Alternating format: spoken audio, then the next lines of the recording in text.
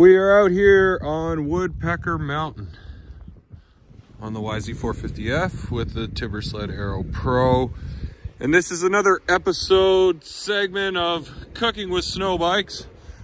Here comes Chris through the woods over there. And I'm about to eat a delicious Italian sausage with some mozzarella cheese. There's Adam there.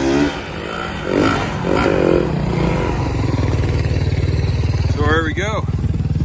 Cooking up right here underneath the rev up engine jacket.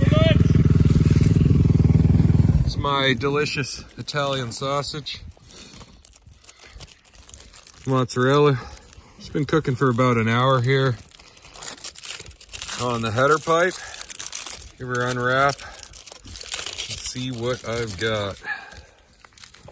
This is one perfectly cooked sausage. You can see the little bit of burnt there. That's the crispy. That's what you want. You want the crispy, and can you see the steam coming off of that? I'm in the middle of the woods here. It is absolutely gorgeous on Woodpecker Mountain. What am I doing wrong, Chef? That looks a little flat and flimsy.